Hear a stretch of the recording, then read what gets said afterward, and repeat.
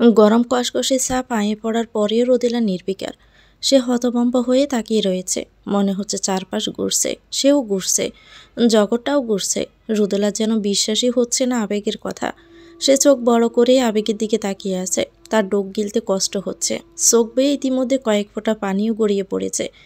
আবেগ রোদেলার চেহারা দেখে কিছুতেই বুঝতে পারছে না রোদেলার মনে কী চলছে সে জানে না। আচ্ছা, রোদেলা যদি না আসতে চায় তাহলে কি করবে? এতটুকু ভাবতেই আবেগের গা ঘামতে লাগলো। সে আর ভাবতেই পারছে না, না যেতে চাইলে কি হবে তার।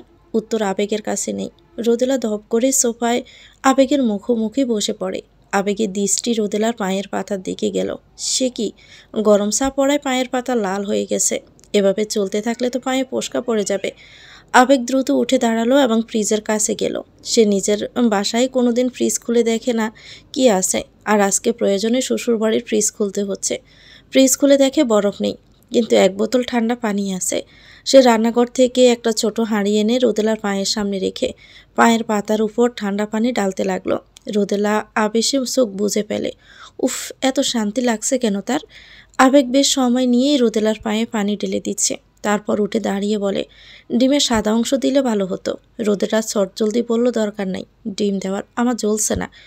আবেগ মাথা নিচু করে বলে, কিছু পীড়ার জ্বলন পরে হয়, সঙ্গে সঙ্গে হয় না। রোদেলা চমকে ওঠে আবেগের কথা।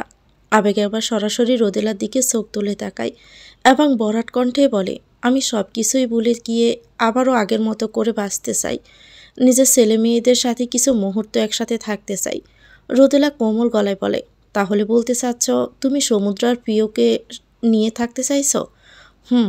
হুট করে মেয়ের জন্য এত দরদ আসলো কোথা থেকে? মেয়ের জন্য আমার ভালোবাসা আগেও ছিল, এখনও আছে, মারা গেলেও ভালোবাসা থাকবে। মারা যাওয়ার কথা শুনে রোদেলা কেঁপে ওঠে। হুট করে মারা যাওয়ার কথা শুনে তার গা শিরশির করে ওঠে। রোদেলা কাঁপা কাঁপা গলায় বলে, আর আমি কিছুই না? তোমার জীবনে আমার কোনো মূল্যই নেই? রোদেলা, ভালোবাসা কিছুটা শক্তির মতো। পদার্থবিজ্ঞান বলে শক্তির কোনো কোষ নেই, কখনো নিঃস্ব হয়ে যায় না, শুধু রূপান্তর হতে থাকে। শক্তি যেমন কোনো স্থান বা বস্তুতে স্থানান্তরিত হয় কিন্তু ধ্বংস হয় না, তেমনি ভালোবাসাও শেষ হয় না, নিঃস্বও হয় না। ভালোবাসাও শুধুমাত্র রূপান্তর হয়। আবেগের কথার সারমর্ম রোদেলা বুঝতে সক্ষম হলো, কিন্তু প্রতিউত্তরে আর কিছুই বলল না। আবেগ পুনরায় বলে, আমি এসেছি তোমাকে নিয়ে যেতে, একটা পরিপূর্ণ পরিবার স্বচোখে দেখতে চাই। তুমি কি যাবে? বেশি দিন থাকতে হবে না, ছুটির দিনগুলো শুধু থেকো। ছুটি ফুরিয়ে গেলে চলে যেও নিজ গন্তব্যে। রোদেলার চোখ সিকসিক করতে লাগলো। আবেগ আশেপাশে তাকিয়ে বলে, পিউ কোথায়? আর বাবা মা বা কোথায়? মেঘের মেয়ে অসুস্থ, হাসপাতালে গেছে সবাই ওকে নিয়ে। বলো কি, কি হয়েছে? জন্ডিস। আবেগ বলল, জন্ডিসের জন্য আবার হাসপাতালে যাওয়া লাগে নাকি?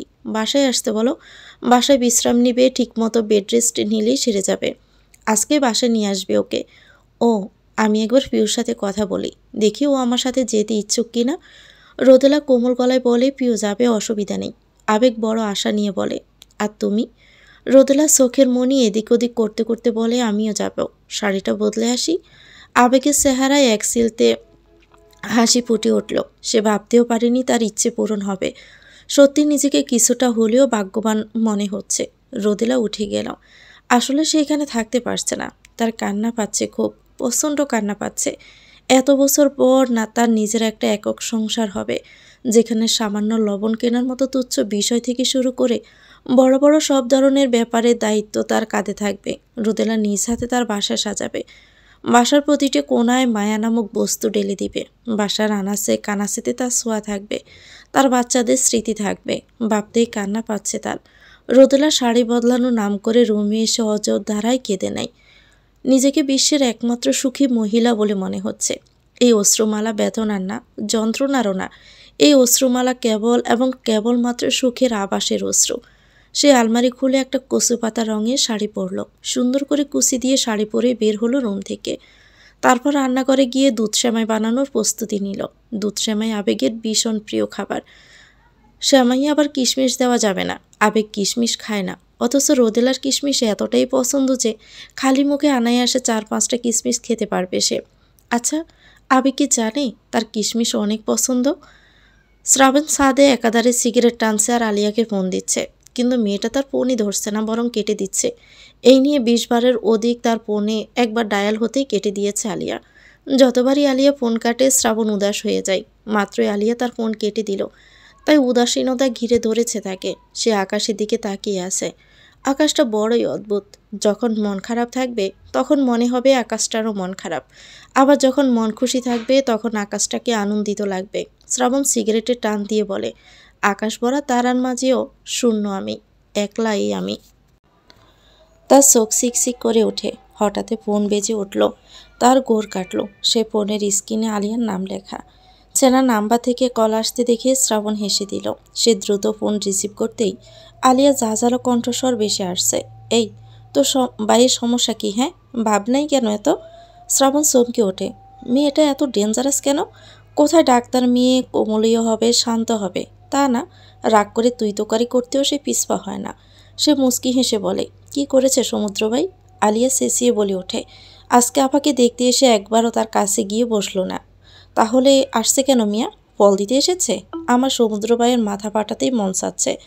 আপা তার জন্য কেঁদেছে, অথচ সে একটা বারও আপার দিকে তাকায়নি। রেডিকুলাস। আরে চিল, ভাইয়া একটু শান্তশিষ্ট চুপচাপ স্বভাবের, কিন্তু মনের দিক থেকে একদমই সাদা।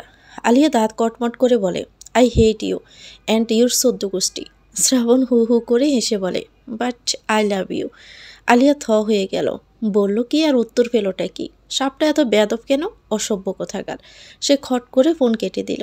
শ্রাবণ ফোন পকেটে ঢুকালো। মনটা কিছুটা ভালো লাগছে এখন। সে চোখ বন্ধ করে ফেলে। আহ, কি মধুর দিন কাটিয়েছিল সে আর আলিয়া। কি গভীর প্রেম ছিল তাদের। বাবু, তুই না খাইলে আমিও খাবো না টাইপ নিব্বা নিব্বির প্রেম না, একে অপরকে অনুভব করতো তারা। শ্রাবণ টুকটাক লেখালেখি করতো। সে লেখা আবার ফেসবুকে দিয়ে চরম খ্যাতি লাভ করে। বিরহের লেখা লিখত সে। সেই লেখা পড়ে মেয়েরা হুমড়ি খেয়ে তার প্রেমে পড়তো। তার সাথে কথা বলার জন্য মেয়েরা লাইন লাগাতো। শ্রাবণ এসব দারুণ উপভোগ করত। নিজেকে সেলিব্রিটি রাখতো তার। একবার নারীরা চলনাময়ী এই টপিকই লিখেছিল।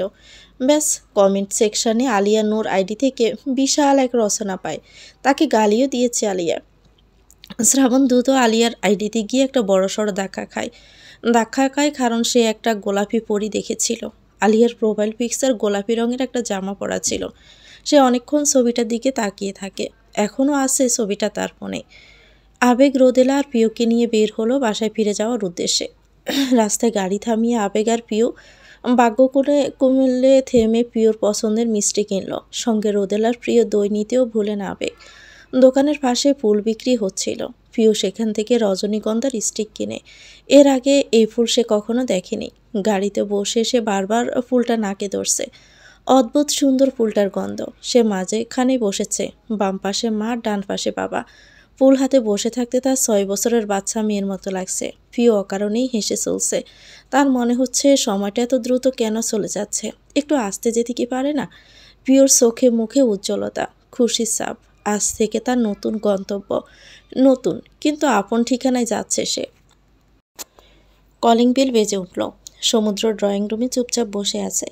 বেল বাজার শব্দে সে মেন গেটের দিকে তাকায়, কিন্তু গেট খোলার জন্য ওঠে না, বরং কিছুটা বিরক্তই হয়। এই সময় আবার কে আসতে পারে? ময়নার মা রান্নাঘর থেকে প্রায় দৌড়ে ড্রয়িং রুমে আসলেন। তাকে দেখে সমুদ্র বলে ওঠে, আসতে খালা, বাসায় কোনো প্রেসিডেন্ট আসেনি যেভাবে ছুটোছুটি করতে হবে। ময়নার মা স্মিত হেসে বলে, বাইজান আসছে বোধ হয়। ময়নার মা খালা বাবাকে বাইজান বলেই ডাকে। এটা সমুদ্র জানে। সে ব্রুকুসকে বলে, আব্বু বাসায় ছিল না? জি না। ও আচ্ছা। ময়নার মা গেট খুলে দিল। সমুদ্রের নজরও দরজার দিকে। গেট খুলতেই আবেগ হাসি হাসি মুখে ভিতরে প্রবেশ করলো। আব্বুকে আসতে দেখে সমুদ্র মুচকি হাসে, কিন্তু তার হাসি মুখটা মুহূর্তের মধ্যেই কালো হয়ে যায় যখন সে মাকে ভিতরে আসতে দেখে। সমুদ্রের মুখের সোয়াল শক্ত হয়ে যায়। ব্রু কুঁচকে ফেলে সে। মুখের আগের আভা ফুটে উঠল তার। ক্রোধের চোখ জ্বলছে তার। রোদেলা যখন বাসার ভিতরে পা রাখে তার মনটা আনন্দে নেচে ওঠে। এত আনন্দ লাগছে কেন তার? এই অনুভূতিটা ভাষায় প্রকাশ করার মতো না। সব কিছু আপন আপন লাগছে তার কাছে। এমনকি বাসার গন্ধটাও মনে হচ্ছে নিজের গায়ের গন্ধ। সে বাসার ভিতরে ঢুকে সমুদ্রকে দেখতে পেল। রোদেলার ঠোঁটের কোণে হাসি ফুটে উঠল ছেলেকে দেখে, কিন্তু সমুদ্র চোখে ক্রোধ, দাঁতে দাঁত চেপে রেখেছে সে। সমুদ্র বরাবরই চুপচাপ স্বভাবের। রেগে গিয়ে চিল্লানো তার স্বভাব না, কিন্তু আজকে এই মুহূর্তে প্রচণ্ড জোরে চিৎকার করতে মন চাচ্ছে তার। আবেগ সমুদ্রকে উদ্দেশ্য করে বলে, বাহিরে তোমার মায়ের লাগেজ ব্যাগ আছে, নিয়ে আসো তো। সমুদ্র চট করে দাঁড়িয়ে গিয়ে বলে ওঠে, লাগেজ ব্যাগ মানে? লাগেজ কেন এনেছে উনি? আর এখানে এই ব্যাগ কী চাই তার? কেন এসেছে? কিছুটা জোর গলায় বলল। আবেগ গলার আওয়াজ বাড়িয়ে বলে, চিৎকার করছো কেন? বাবা মার সাথে উঁচু আওয়াজে কথা বলতে হয় না সমুদ্র? তোমার মা আজ থেকে এখানেই থাকবে। কেন? কেন এখানে থাকবে? এখানে থাকলে কি তার ক্যারিয়ার ঠিক থাকবে? আমাদের স্ট্যান্ডার্ডের সাথে তার স্ট্যান্ডার্ড তো এক না। উনি বড়লোক মানুষ, আমাদের মতো গরিবের ঘরে কেন এসে থাকবে? আমাদের তো এসি নেই। কথাগুলো তাচ্ছিল্য সুরে বলে সমুদ্র। রোদেলা আহত গলায় বলে, আমার এসি লাগে না। অবশ্যই লাগবে, আপনি টাকা ছাড়া কিছুই তো বুঝেন না। সেলফিশ একটা মহিলা আপনি। দয়া করে আমার বাসা থেকে চলে যান। এখানে অ্যাডজাস্ট করতে পারবেন না, আপনার কষ্ট হবে। এক কাজ করেন, সোনারগাঁও বা ওয়েস্টার্নে গিয়ে উঠুন, আর রেহাই দেন আমাদেরকে। সমুদ্র প্রচণ্ড রেগে আছে, বর্ষা মুখটা লাল হয়ে যাচ্ছে, কথার তাল কেটে যাচ্ছে, মাথায় কাজ করছে না তার। ছেলের কথায় রোদেলা চোখ সলসল করে ওঠে। সে চুপ করে রইল। সমুদ্রের এই রাগ তাকে সহ্য করতে হবে। আগুন যখন লাগিয়েছে তখন এর উত্তপ্ত সহ্য করতেই হবে। মানুষের সাথে কথা কাটাকাটি করা যায়, কিন্তু নিজের সন্তানের সাথে পারা যায় না। আবেগ আবার মুখ খুলল। সে রোদেলাকে উদ্দেশ্য করে বলে, তুমি রুমে গিয়ে ফ্রেশ হও, ওর কথা শুনতে হবে না। এ কথা শুনে সমুদ্র আরও রেগে যায়। সে দাম করে হাতে থাকা রিমোট সজোরে ফেলে দিয়ে নিজের রুমের দিকে হাঁটা ধরল। যাওয়ার আগে সমুদ্র তার বাবার সামনে গিয়ে বলে, আব্বু, আপনি একজন মেরুদণ্ডহীন পুরুষ। আপনার জায়গায় আমি হলে না, কোনো দিনও তাকে ক্ষমা করতাম না, যার কাছে আমি অপশনাল। সমুদ্র গটগট করে হেঁটে তার রুমে ঢুকে গেল এবং জোর করে দরজা লাগালো। আবেগ সমুদ্রের কথায় বিচলিত হয় না। ছোট মানুষ, গরম রক্ত টকবক করছে। এরকম যুবক বয়সে তেজ তো থাকবেই, রাগও থাকবে। সে রোদেলাকে আশ্বস্ত দিয়ে বলে, ও রেগে আছে, এখন তোমাকে রাগ ভাঙাতে হবে। এখানে আমার কিছু করার নেই, শুধু বেয়াদবি করলে ব্যাপারটা আমি দেখব। এছাড়া বাকিটা তোমাদের মা ছেলের ব্যক্তিগত ব্যাপার। এতটুকু বলে আবেগ পিওর কাছে গেল। প্রিয় বাসার বাহিরে দাঁড়িয়ে থেকে ভাইয়ের কথাগুলো শুনছিল। সত্যি বলতে তার খুব কষ্ট হচ্ছে। ভাইয়া কেন এমন করে? এত রাগই কেন ভাইয়া? আবেগ প্রিয়কে উদ্দেশ্য করে বলে, কি ব্যাপার প্রিয়মণি, ভিতরে আসো। প্রিয় মুখ কালো করে বলে, কিন্তু ভাইয়া তো রেগে গেল আমরা বাসায় আসাই। আবেগ স্মিত হেসে বলে, বাবার বাসায় মেয়ের রাজত্ব বেশি, ছেলেটা তো কিছুদিন বাদে পর হয়ে যাবে। প্রিয় হিহি করে হেসে ফেলে বলে, বাবা মেয়েরা বিয়ের পরে পরের ঘরে হয়ে যায়, দূরে গেলেই বুঝি পর হয়। প্রিয় ভিতরে ঢুকে বাবার বলা কথাটা ভাবতে থাকে। ভাইয়া তো বিয়ে হয়ে গেছে, তবে কি তাকেও বিয়ে দিয়ে দিবে? অবশ্য তার বিয়ে করতে কোনো সমস্যা নেই। এতটুকু ভাবতেই প্রিয় নিজের কথায় নিজেই লজ্জা পেয়ে যায়। রোদেলা আবেগ আর তার বেডরুমে গেল। রুমটা পুরাতন হয়ে গেছে, কিন্তু ওয়াল জকজক করছে।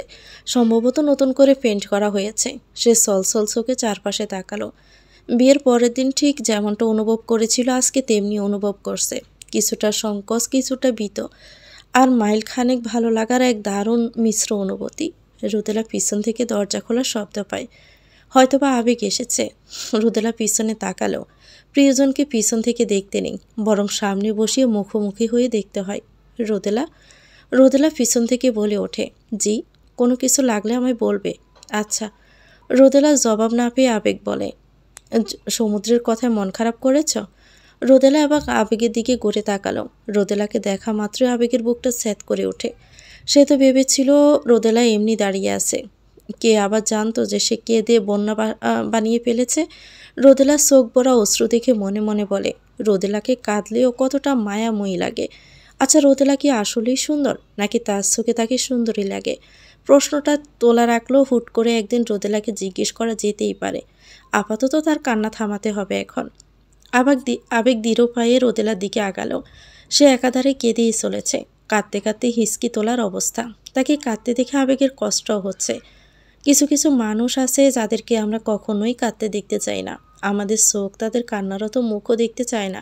এজন্য নিজেও ঝাপসা হয়ে যায়। আচ্ছা, এই শ্রেণীর মানুষকে কি তবে ভালোবাসার মানুষ বলে? হতে পারে। ইদানিং আবেগের কি যেন হয়েছে, কোনো কিছুই সূক্ষ্মভাবে ভাবতে পারে না। সম্ভবত চিন্তা করার ক্ষমতা তার লোপ পেয়েছে। আবেগের কাছে এসে দাঁড়াতেই রোদেলার কান্নার বেগ আরও কয়েক গুণ বেড়ে গেল। আবেগ বুঝতে পারছে না তার কি করা উচিত। সে রোদেলার গাল বেয়ে লেগে থাকা নোনা জল নিজের ডান হাত দিয়ে মুছে দিল। রোদেলা নড়ে চড়ে ওঠে এবং মৃদু কেঁপে ওঠে। আবেগের ছোঁয়া পেয়ে রোদেলা আরও অনুভূতিপূর্ণ হয়ে বলে এবং হাউমাউ করে তার বুকে চাপটে পড়ে কাঁদতে থাকে। আবেগ ব্রুকুসকে কিছুক্ষণ রোবটের ন্যায় দাঁড়িয়ে থাকে। মনটাকে এত বছরে ধুলো জমেছিল, ধুলোর মধ্যে মনটা চাপা পড়েছিল। আজকে রোদেলার স্পর্শ পেয়ে ধুলোবালি সরে যাচ্ছে না তো, এজন্যই বোধ হয় বুক সিনসিন করছে। আবেগও রোদেলাকে পরম যত্নে জড়িয়ে ধরে বলে, হারে কি আশ্চর্য, কাঁদছ কেন বাচ্চাদের মতো করে? দেখি কান্না থামাও তো, বাচ্চারা দেখলে কে ভাববে? দেখো তো কি কাণ্ড, এ বয়সে এসে এমন কান্না মানায় নাকি? আয়না বিছানায় শুয়ে আছে, মাথার উপরে সিলিং ফ্যানটার উপর তার নজর। ফ্যানে 3টা পাখাই থেমে আছে।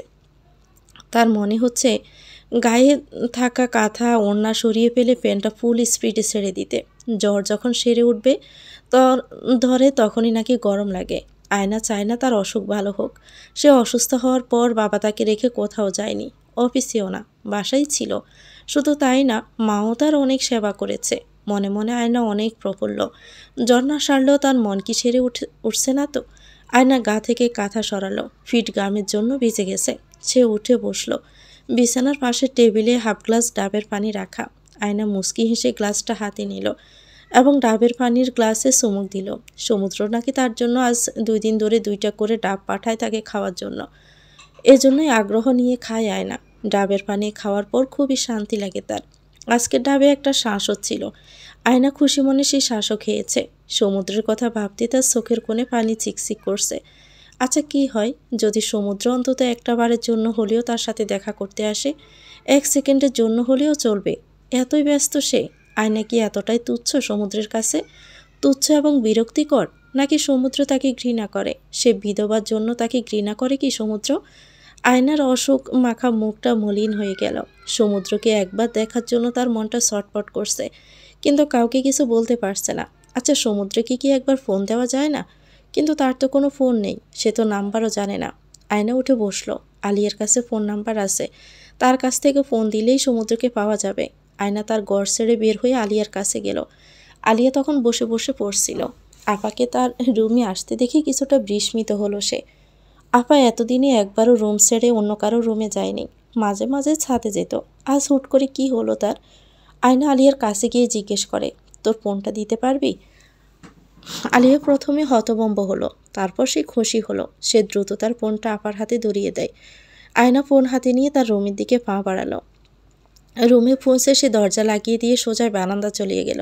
তার রুমের সাথে লাগানো বাথরুম ও বারান্দা আছে। সে ফোনের ডায়াল লিস্টে থেকে অ্যাশ লিখতেই সমুদ্রের নাম চলে আসে। সে আর এক মুহূর্ত অপেক্ষা না করে কল দেয়, কিন্তু অনেকক্ষণ রিং হওয়ার পরও সমুদ্র উঠালো না। এত আরও অস্থির লাগতে শুরু করে আয়নার। সে আবারও কল দিল। এবারেও কল রিসিভ করে সমুদ্র এবং সঙ্গে সঙ্গে হ্যালো বলে ওঠে। আয়না স্তব্ধ হয়ে যায়। সমুদ্রের কণ্ঠস্বর শোনার পর তার গা বেয়ে শিহরণ বয়ে যায়। সে ঘাবড়ে যায়। কি বলবে সে? তাই চুপচাপই থাকলো। সমুদ্র হ্যালো হ্যালো করে থেমে যায়। দুজনে চুপচাপ ফোন কানে বসে রইল। তারপর সমুদ্র নীরবতা ভেঙে বলে, আয়না। সমুদ্রের মুখে নিজের নাম শুনে আয়না কেঁদে দিয়ে বলে, তুমি কি একবার আসতে পারবে? সমুদ্র কঠিন স্বরে না বলতে চাচ্ছিল, কিন্তু পারল না। খট করে ফোনটা কেটে দিল সে। ভীষণ জোরে কিছু ভাঙার শব্দে পিউ ভয় পেয়ে যায়। বাইরের রুমে দরজার সামনে দাঁড়ানো সে, হাতে 1 কাপ কফি, কিন্তু ভিতর থেকে জিনিস ভাঙচুরের আওয়াজ আর ঢোকার সাহস পাচ্ছে না পিউ। তারপরও গরম কফি আর রজনীগন্ধা ফুল হাতে নিয়ে ভাইয়ের রুমে ঢুকে পিউ। সমুদ্র মাত্র আয়নার ফোন কেটেছে। তার মেজাজ ভয়ঙ্কর রকমের খারাপ। তাই তো পাশে থাকা সাইড টেবিলের সচরে লাথি মারল। টেবিল নড়ে ওঠার সময় টেবিলে থাকা ফুলদানি নিচে পড়ে ভেঙে টুকরো টুকরো হয়ে যায়। সমুদ্র ব্রুকুসকে বসে আছে চুপচাপ। পায়ে ব্যথাও লেগেছে। এখন মনে হচ্ছে কেন লাথি মারতে গেল, নিজের পায়ে নিজেই তো কোড়াল মারল। তখনই পিওর আগমন ঘটল। পিও দেখলে সমুদ্র সরু চোখে তার দিকে তাকায়। পিও একটা শুকনো ডোক গিলে মিকি হেসে বলে, হাফ সাম কফি। সমুদ্রের কফি অনেক পছন্দ, তাই সে আপত্তি করল না। মুড ঠিক করার জন্য হলেও কফি খাওয়া যেতে পারে। সে কফির মগ হাতে নিল, কফিতে চুমুক দিল। দুর্দান্ত হয়েছে খেতে। তার ছোট্ট পুতুল এত সুস্বাদু কফি বানাতে পারে? এত গুণ তার বোনের। এ ধরনের কফি নামি দামি 5 তারকা রেস্টুরেন্টে 1 কাপ 500-600 টাকা প্লাস ব্যাটে বেচে। ভাইয়ের মুড ভালো জন্য পিও ফুল এগিয়ে দিয়ে বলে, নাও ভাইয়া, এটা তোমার জন্য। সমুদ্র একটু অবাকই হলো। এর আগে সে কোনো দিনও কারো কাছ থেকে ফুল পায়নি। আসলে বাঙালি টাকা খরচ করে অপ্রয়োজনীয় জিনিস কেনে কম, কিন্তু অপ্রয়োজনীয় কাজই করে বেশি। বিদেশের উল্টো, ওরা আবার এরকম ফুল প্রায় কিনে, অন্যকে উপহার দেয়। সমুদ্র হাত বাড়িয়ে ফুলটা হাতে নিল। কি আশ্চর্য! তার বিরক্তি ভাবটা কমতে শুরু করলো। পিউ মুচকি হেসে বলে, নাকে নিয়ে গন্ধ নাও, কি যে মিষ্টি গন্ধ। সমুদ্র বোনের কথা মতো ফুলটা নাকের সামনে ধরল। গন্ধ আছে, কিন্তু এতটাও না যতটা পিউ বলছিল। পিউ যে চলে যেতে ধরছিল তখনই সমুদ্র বলে ওঠে, শোন, একটা সাহায্য লাগবে। পিউ হাঁটা ধরছিল রুমের বাহিরে যাওয়ার জন্য। ভাইয়ের কথাতে তার পা আটকে যায়। সে উত্তেজিত হয়ে ভাইয়ের পাশে গিয়ে বসে বলে, বলো বলো, কি হেল্প লাগবে? সমুদ্র মৃদু আওয়াজে বলে, আয়নার বাসায় যাব, ব্যবস্থা করে দে না প্লিজ। ভাইয়ের আকুতি পড়া কণ্ঠ শুনে সে ভাইয়ের দিকে তাকালো। সমুদ্র মুখ কালো করে রেখেছে। প্রিয় হুট করে শব্দ করে হেসে দিল। সমুদ্র এতে বিরক্তই হলো। প্রিয় হাসতে হাসতে বলল, তো যাও না। বাট এভাবে তো যাওয়া যায় না কারো বাসায়, একটা রিজন তো লাগবেই, এজন্যই হেল্প চাচ্ছি। প্রিয় গম্ভীর ভঙ্গিতে কিছু একটা ভেবে নিয়ে বলে, আমি ডাইনিং রুমে যাচ্ছি, তুমিও 5 মিনিটের মধ্যে আসবা। কেন? আসবা মানে আসবা, আমার কাছে ফাটাফাটি প্ল্যান আছে, 5 মিনিটের মধ্যে আসো। বলেই পিউ চলে গেল সেখান থেকে। সমুদ্র কিছু না বুঝে 5 মিনিট পর ডাইনিং রুমে গেল। ডাইনিং রুমে সবাই বসেছিল, সবাই চা খাচ্ছে। পিউ সবার মাঝে বসে কি যেন বলছে, সবাই তার কথায় মনোযোগ দিয়ে শুনছে। সমুদ্র এগিয়ে গেল। পিউ ভাইকে উদ্দেশ্য করে বলে, ভাইয়া, আমি আমার ফোনের চার্জার নানার বাসায় রেখে এসেছি, ফোনে চার্জ নেই, প্লিজ প্লিজ এনে দাও, একটা গুরুত্বপূর্ণ মিটিং আছে আমার জুমে। সমুদ্রের ঠোঁটের কোণে বাঁকা হাসি ফুটে উঠল। তার পুতুল বোন এত বুদ্ধিমতী, বাব্বা! ইভানা বলে ওঠে, আমার চার্জার নেই। সমুদ্রের মুখ কালো হয়ে গেল। ফুফুও না, আগ বাড়িয়ে ঝামেলা বাড়ায়। পিউ প্লেট থেকে একটা আলুর চপ তুলে কামড় দিয়ে খেতে খেতে বলে, আমারটা আইফোন, আমার চার্জার ছাড়া হবে না। ইভানা বলে, ও আচ্ছা, এইসব ফোনের ব্যাপার আবার আমি কম বুঝি, আমার চার্জার দিয়ে তাহলে হবে না রে পিউ। হুম। ইভানা ভারী চিন্তিত গলায় বলে, তাহলে আর কি করার, জলদি যা সমুদ্র, গিয়ে নিয়ে আয়। সমুদ্র মনে মনে অনেক খুশি, কিন্তু প্রকাশ করছে না। রোদেলা সমুদ্রের সামনে নাস্তার প্লেট রাখলো। আলুর চপ, মোগলাই আর ফেটিস, আজকে অনেক কিছুই রান্না হয়েছে। সমুদ্র মুখ ঘুরিয়ে নিল। রোদেলা বলে ওঠে, তোমার তো আলুর চপ প্রিয়, খাচ্ছ না কেন? সমুদ্র তাচ্ছিল্য সুরেই বলে, আমার আলুর চপ একদমই পছন্দ না, প্রিয় তো অনেক দূরের কথা। রোদেলা দমে যায়, আর কিছুই বলল না। ছোটবেলায় সমুদ্র আলুর চপ খাওয়ার জন্য কত কান্না করতো, অথচ এখন নাকি তার এই খাবার পছন্দই না। সমুদ্র পিউর দিকে তাকিয়ে ইশারায় থ্যাঙ্কস বলে বের হয়ে যায় বাসা থেকে। উদ্দেশ্য আয়নার বাসায় যাওয়া। এখান থেকে ঘণ্টাখানেক লাগবে তার। আয়না তার রুমে পায়চারি করছে। সব কিছুই অসহ্য লাগছে তার কাছে। সমস্ত জগৎ তার কাছে অসহ্য। সে ঠিক করে নিয়েছে, আজকে যদি সমুদ্র না আসে তার সাথে দেখা করতে, তাহলে সে আত্মহত্যা করবে। তার মতো পোড়া কপালের আগে মরে যাওয়া উচিত ছিল, কিন্তু আত্মহত্যা করলে যে সে জাহান্নামে যেতে হবে। এই কালে শান্তি পায়নি, কিন্তু আয়না চায় না যেন পরকালেও শান্তি পায়, সুখে যেন থাকে। আজকে বাসায় সে আর নানি ছাড়া আর কেউ নেই। আলিয়ার নাইট ডিউটি আছে আজকে, তাই মা সহ খালার বাসায় গিয়েছে। খালার বাসার পাশে আলিয়ার হাসপাতাল। বাবা নানা ব্যবসার কাজে বিকেলে বের হয়েছেন। বাবা তার জন্য 3 দিন ধরে অফিসে যায়নি। আজকে সে সুস্থ বোধ করছে, অফিসে গেলেন। এদিকে আবার নানির প্রেশার বেড়েছে, তাই ঘুমের ওষুধ খেয়ে ঘুমাচ্ছে। হঠাৎ গেটে বেল বাজলো। কলিং বেল বাজতে আয়না কেঁপে উঠে চিন্তা করে, কি আসতে পারে? বাবা এলো নাকি? হতে পারে, কাজ শেষ, তাই হয়তো চলে এসেছে। সে দ্রুত হাঁটা দিল, তারপর গেট খুলতেই টাসকি খেলো। আশ্চর্যের অষ্টম আকাশে যেন ফসে গেল সে। খুশিতে মুখটা উজ্জ্বল হতে লাগলো। সমুদ্র দাঁড়িয়ে আছে, পরনে বাসায় পরা টি শার্ট আর ট্রাউজার। এর আগে কোনোদিন সে সমুদ্রকে এই লোকে দেখেনি। সবসময় সমুদ্র ফর্মালভাবে শার্ট পরে বসে থাকে, মনে হাই স্কুলের ম্যাথ টিচার। সমুদ্র হাঁপাচ্ছে, সিঁড়ি দিয়ে এক প্রকার লাফিয়ে লাফিয়ে উঠেছে, আর তর্স হয়েছিল না তার। আয়না সমুদ্রকে খুঁটিনাটি সব দেখছে। সমুদ্র গলা খাকিয়ে বলে, ভিতরে আসতে পারি? আয়না মাথা জাকালো, তাহলে সাইড দাও। আয়না সরে দাঁড়ায়। তার কেমন যেন লাগছে, লজ্জাও লাগছে, ভালোও লাগছে, আবার কান্নাও পাচ্ছে। সমুদ্র আসবে তাকে দেখতে, এটা তার কল্পনায়ও ছিল। তবে কল্পনা কি সত্যি হলো? সমুদ্র বাসায় ঢুকে চারপাশে তাকিয়ে বলে, কেউ নেই নাকি? নানি আছেন। কোথায় উনি? ঘুমাচ্ছে। প্রেশার বেড়েছে নাকি? তুমি কেমন আছো আয়ু? সমুদ্রের কণ্ঠে এমন কিছু শুনে আয়নার মনের মধ্যে ভূমিকম্প হয়ে গেল যেন। রিক্টার স্কেল দিয়ে মাপলে এর পরিমাপ 8.0 আসবে। কি ভয়ানক ভূমিকম্প ঘটে গেল, অথচ সামনে থাকা ব্যক্তিটা টের অবধি পেল না। আয়না উত্তর দিতে পারল না।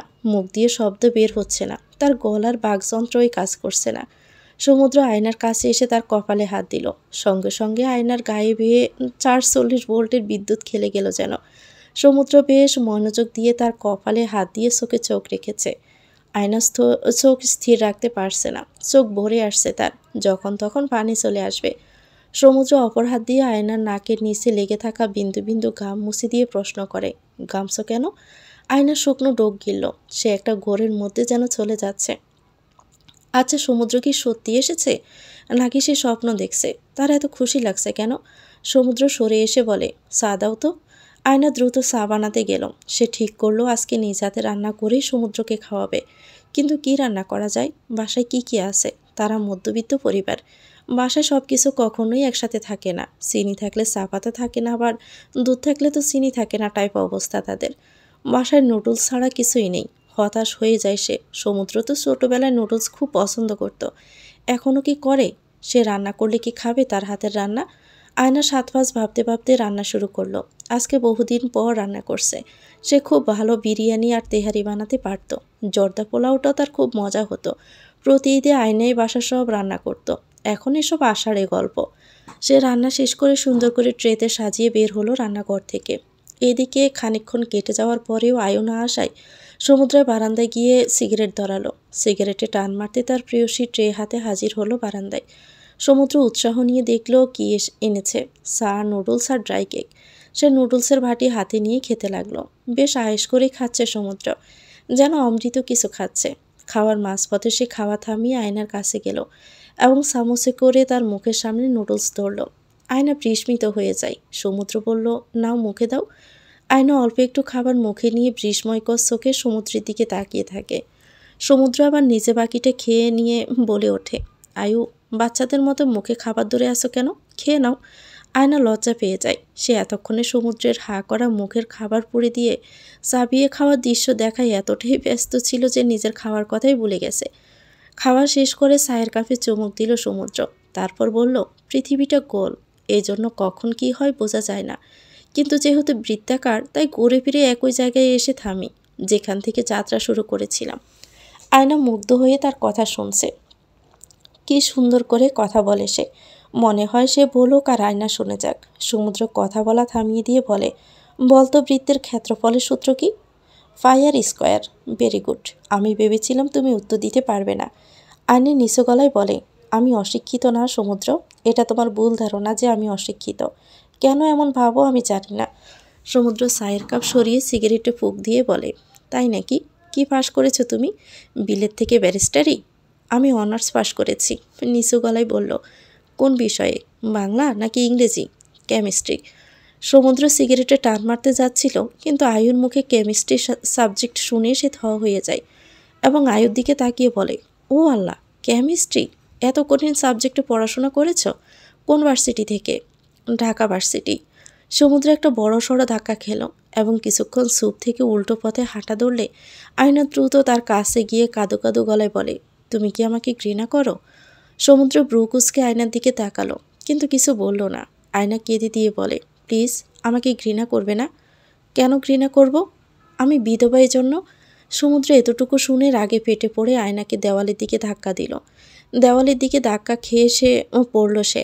আয়না পিঠে ব্যথা পায়। সমুদ্র কর্কশ কণ্ঠে বলে, তুমি নিজেকে বিধবা বলে কি প্রুভ করতে চাও? হ্যাঁ, আমি মারা গেছি? আয়ু, তুমি কি চাও না আমি সুস্থ থাকি, বেঁচে থাকি? আয়না কাদার বেগ কমিয়ে দিয়ে বলে, আমি সবসময়ই চাই তুমি সুস্থ থাকো, অনেক বছর বাঁচো। তাহলে আমাকে মৃত বানিয়ে দিতে পারলে এক নিমিষেই? বুক কাঁপলো না স্বামীর সামনে দাঁড়িয়ে থাকতেও তাকে বিধবা বলতে? আয়না হতভম্ব হয়ে গেল। সমুদ্র তার নিকটে এসে দাঁড়িয়ে বলে, আর কোনো দিন যদি নিজেকে বিধবা বলো, তবে আজীবনের জন্য কথা বলা বন্ধ করে দিব। এই যাত্রায় ক্ষমা করলাম, কিন্তু শাস্তি পেতে হবে তোমাকে আয়ু। আয়না কাঁপা কাঁপা গলায় বলে, কি শাস্তি? তোমাকে আগের মতো হয়ে বাঁচতে হবে। আগের আয়ু, চঞ্চল আয়ু হতে হবে। আমি পারবো না। কেঁদে দিয়ে বলল, একদিনে না, আস্তে আস্তে চেষ্টা করো। মানুষ পারে না এমন কিছুই নেই। Slow and steady wins the race. Ayna মাথা নিচু করে চোখের পানি ফেলতে লাগে। সমুদ্র নির্বিকার ভঙ্গিতে বলে, 7 দিন পর আবারও আসবো। এর মধ্যে আগের মতো হওয়ার চেষ্টা চালাতে হবে। চেষ্টা করবে। চেষ্টা না করলে কিন্তু আর আসবো না। এখানেই শেষ দেখা। আয়না মৃদু আওয়াজে বলে, আচ্ছা চেষ্টা করব, কিন্তু এর মধ্যে একবারও আসবে না? না। আয়না সলসল চোখে সমুদ্রের দিকে তাকালো। সমুদ্র তা দেখে হেসে বলে, আলিয়া নূরজাহানের ফোনে প্রতিদিন রাত 11টায় কল দিব, রিসিভ করবে। আয়না ঠোঁটের কোণে হাসি ফুটে উঠল। হুট করে সমুদ্র আয়নার কোমর জড়িয়ে ধরে নিজের কাছে টেনে এনে তার ডান গালে গভীরভাবে চুমু দিয়ে বলে, হ্যাপি কিস ডে বউ। আয়না গালে হাত দিয়ে চোখ গোল গোল করে দাঁড়িয়ে আছে। গা বেয়ে ভালো লাগার শিহরণ বয়ে যাচ্ছে। শ্বাস আটকে গেছে তার। মনে হচ্ছে সময়টাও থমকে গেছে। সেই সাথে নিজের মন মস্তিষ্ক সবই থমকে গেছে তার। সেই সাথে একরাশ লাজুকতা তাকে গ্রাস করে ফেলেছে। গাল দুটো টমেটোর মতো লাল হয়ে আসছে। সমুদ্র আর কিছু না বলে বারান্দা থেকে বের হলো। আয়না এখনও দাঁড়িয়ে আছে সেভাবেই। পা দুটো অসাড় হয়ে আছে, তাই নড়তেও পারছে না। কানে মেন গেট খোলা ও বন্ধ করার শব্দ এলো। তবে কি সে চলে গেল? আয়নার বুকটা স্যাঁত করে ওঠে। সে বারান্দা থেকে নিচের দিকে সূক্ষ্ম দৃষ্টিতে তাকিয়ে রইল। মিনিট 2 পর সমুদ্রকে উপর থেকে সে দেখতে পেল। সে হেঁটে হেঁটে সামনে পা বাড়াচ্ছে। কি মনে করে যেন সে আয়নার দিকে মাথাটা উঁচু করে তাকায়। দুজনের চোখাচোখি হয়ে যায়। সমুদ্র মৃদু হেসে হাঁটা ধরল। আয়না উদাসীন চোখে তার যাওয়ার পানে তাকিয়ে আছে। সে কি পারবে নিজেকে আগের মতো করে তৈরি করতে? সব কিছু কি এতটাই সহজ? সে একটা বড় করে দম নেই। কালকে থেকে চেষ্টা করবে আগের মতো স্বাভাবিক হওয়ার। চেষ্টা করতে তো ক্ষতি নেই। এতদিন চেষ্টা করেনি কারণ তার চোখে কোনো স্বপ্ন ছিল না। এখন আছে বেশ বৃহৎ পরিসরের একটা আশা, স্বপ্ন। তাহলে সমুদ্রের হাত আঁকড়ে ধরে সামনের দিনে পা ফেলার স্বপ্ন। সেও বাঁচতে চায় অন্য সবার মতো করে। এক ঘরে বন্দি থাকতে চায় না। আয়না আকাশের দিকে তাকালো। জল করে আকাশের নক্ষত্রগুলো জ্বলছে। মুক্ত আকাশের দিকে তাকিয়ে নিজেকে মুক্ত লাগছে। শরীরটাও হালকা লাগছে তার। আয়না মুচকি হেসে আকাশের দিকে তাকিয়ে ছড়া কাটল। থাকবো না কো বদ্ধ করে, দেখবো এবার জগৎটাকে কেমন করে ঘুরছে মানুষ যুগান্তরের ঘূর্ণিপাকে। তার চোখে মুখে নতুন কিছু আশা, স্বপ্ন, ভালোবাসা, ভালো লাগা, নতুন করে বাঁচতে শেখার অনুপ্রেরণা মন্ত্র উপসে পড়ছে। ধানমন্ডির আশেপাশে ভালোবাসা দিবসের জন্য হইচই লেগে গেছে। ফুটপাতে গোলাপ বিক্রি হচ্ছে, সঙ্গে আরও ফুল তো আছেই, কিন্তু গোলাপের চাহিদা তুলনামূলক বেশি। কাপলদের ভিড় এখনো খুব একটা দেখা যাচ্ছে না।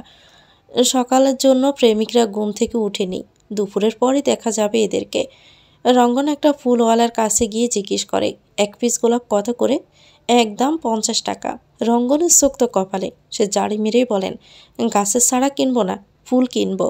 লোকটা বিরক্ত হয়ে বলে, ফুলের দামই তো 50 টাকা। মজা করেন আমার সাথে? জি না। রঙ্গন তেজি গলায় বলে, এত দাম কেন? লোকটা বলল, কেমন মানুষ আপনি? গার্লফ্রেন্ডের জন্য একটা ফুল কিনতে এসব বার্গেটিং করেন? সে। রঙ্গন মুখ বাঁকিয়ে বলে, তুমি তো এসব বলবাই, না হলে ব্যবসা চলবে কেমনে? রঙ্গন হাঁটা ধরল। লোকটা বলে ওঠে, ফুল নিবেন না? সে তাচ্ছিল্যের হেসে বলে, ফুল নিয়ে কি করব? কেউ আসে নাকি যে দিব তাকে? খামোখা 50 টাকা ফানিতে ফেলবো নাকি?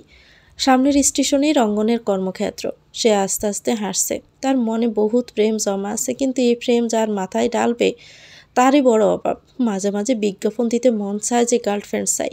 সে গোমরা মুখে পুলিশ স্টেশনে এসে বসলো। যে যার মতো কাজ করছে, কেউ আবার চা সিঙ্গারা খাচ্ছে। রঙ্গন তাদের এক পিয়নকে ডেকে বলে, আমার জন্য 1 কাপ চা আর সিঙ্গারা আনো তো। খায়রুল ভাইয়ের চায়ের দোকান থেকে আনবা, ওনার চাটা ফাটাফাটি হয়। আচ্ছা স্যার। রঙ্গন সিঙ্গারা খাওয়ার অপেক্ষায় আছে। আজকে তেমন কোনো কাজ নেই, বসে বসে দিন পার করবে। সে মনে মনে ভেবে নিয়েছে আজকে দুপুরে সুলতানস ডাইন থেকে কাচ্চি খাবে, তাহলে অন্তত মনের ব্যথা কমবে। সে বিড়বিড় করে বলে, সিঙ্গেল লাইফ ইজ অসাম। আবেগ চুপচাপ বসে আছে ড্রয়িং রুমে। সমুদ্র, প্রিয়, শ্রাবণ আর ইবানা মিলে লুডো খেলছে।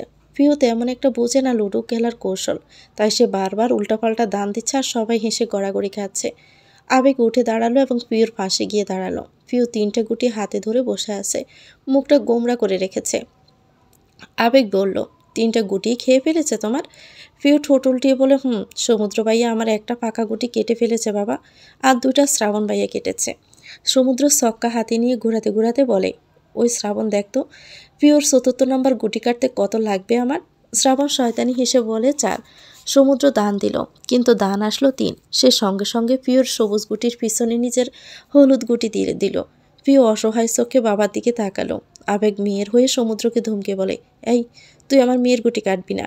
সমুদ্র বাঁকায় হেসে বলে, মেয়ের পক্ষপাতিত্ব করো কেন? পরের দানে প্রিয়র ফুট উঠল। সবাই আবারও হেসে দিল, শুধু হাসলো না আবেগ আর প্রিয়। এবার সমুদ্রের দানে দুই উঠে আর সে পিউ শেষ সম্বলটাও রক্ষা করলো। অন্য গুটি দিয়ে দইয়ের দান দিতে দিতে বলে, ফিউ হলো দুধ ভাত। ফিউ অভিমানী গলায় বলে, আমি মোটেও দুধ ভাত না। শ্রাবণ হু হু করে হেসে বলে, না না, ফিউ তো দুধ ভাত না, ও হলো আম দুধ ভাত। সকলের মধ্যে হাসির ধুম পড়ে গেল। এবার আবেগও হেসে দেয়। সবাইকে হাসতে দেখে পিউ নিজেও খুশি হয়। এমন একটা সুখী পরিবারই তো সে সবসময় চাইতো। আল্লাহ তার দোয়া কবুল করেছে। শুধু মা নেই এখন, ভবিষ্যতে মাও থাকবে। রোদেলা পর্দার আড়াল থেকে ড্রয়িং রুমে সবার কাণ্ড দেখছে। সেও মুসকি মুসকি হাসছে। তার কী যে ভালো লাগছে, মন চাচ্ছে সেও যদি সবার সাথে গিয়ে বসতে পারত। কিন্তু নিজেকে সংযম করে রাখে, সে গেলে সমুদ্র রেগে যাবে। আজকে সে গরুর মাংস রান্না করেছে। আবেগ গরু মাংস খুব পছন্দ করে।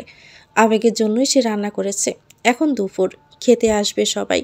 সে খাবার টেবিল রেখে দূরে সরে আসলো। সমুদ্র আর তার সামনে খায় না। রোদেলা তার বেডরুমে এসে বসলো, কিন্তু মনটা এখনও ড্রয়িং রুমেই পড়ে আছে তার।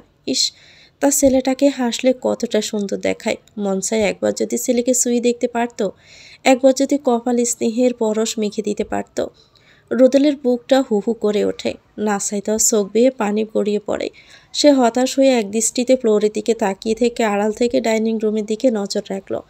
সবাই খেতে বসেছে। রোদেলার হাতের গরুর মাংস আবেগের খুবই পছন্দ। এত লম্বা জীবনে বহু মেয়ের হাতের গরুর মাংস সে খেয়েছে, কিন্তু কেউ রোদেলার মতো করে রাঁধতে পারে না। রোদেলা অনেক তেল দিয়ে রান্না করে, কড়াইয়ে তেল বেশি বেড়ায়। আবেগ ভাত দিয়ে গরুর মাংস পাতে নিয়ে একটু উকি দিয়ে তাদের রুমের দিকে তাকিয়ে দেখলো রোদেলা দাঁড়িয়ে আছে। সেই স্মিত হেসে খেতে লাগলো। সমুদ্র তাকে কালকে মেরুদণ্ডহীন বলেছিল। ছেলের কাছে এমন মন্তব্য পেলে সব বাবাই কষ্ট পাবে। সে মেরুদণ্ডহীন কিনা সে জানে না, তবে যদি মেরুদণ্ডহীন হলে তার মেয়ে তার সাথে থাকে, পরিবারের সবাই খুশি থাকে, তবে মেরুদণ্ডহীন হওয়াই ভালো। সেই পুরুষই উত্তম না যে স্ত্রীকে পায়ের নিচে রাখে, বরং সেই পুরুষই উত্তম যে স্ত্রীর কাছে নত থেকে হাতে হাত রেখে জীবন যাত্রা পাড়ি দেয়। আবেগ জানে রোদেলাকে এত দ্রুত ক্ষমা করা ঠিক হয়েছে। অনেক তো দূরে ছিল তারা, রাগের বশে জেদের বশে দূরে ঢেলে দিয়েছিল। এবার সে শান্তি চায়। নিজের সুখ খুঁজে দিয়ে যদি হাতে ধরে রাখায় তাকে মেরুদণ্ডহীন বলা হয়, তাহলে সে আরও 100 বার মেরুদণ্ডহীন হতে রাজি। তার তো আপত্তি নেই এতে। যে কটা দিন সে আছে, থাকুক না সুখে। দুঃখে তো কাউকে পায় না, তাই সুখের ভাগিদারও সে একাই। মৃত্যু নামক জিনিসটা মানুষের মনকে অনেক মোলায়েম করে তোলে। এজন্যই হয়তোবা বলা হয়, খারাপ কাজ করতে না চাইলে মৃত্যুকে স্মরণ করো। মৃত্যুর কথা মাথায় থাকলে কেন যেন সব কিছুতেই আনন্দ পাওয়া যায়। অতি তুচ্ছ ব্যাপারগুলো চমৎকার লাগে। এজন্যই হয়তো আমরা অমর না। অমর হলেই সুন্দর জগৎ আর ভালো লাগতো না। আবেগ 3 লোকমা খেয়ে আর খেতে পারল না। রুচি হচ্ছে না তার, কেমন যেন গা গুলিয়ে আসছে। সবাই আনন্দ করেই খাচ্ছে, সে চেয়ারে বসে বসে এই দৃশ্যটা দেখছে। ইস, কি মনোমুগ্ধকর দৃশ্য! জীবনের শেষ সময়টা যে এত সুন্দরভাবে কাটবে, সব অপরিপূর্ণতা যে পূর্ণতা পাবে, তার ইচ্ছে পূরণ হবে কে জানতো।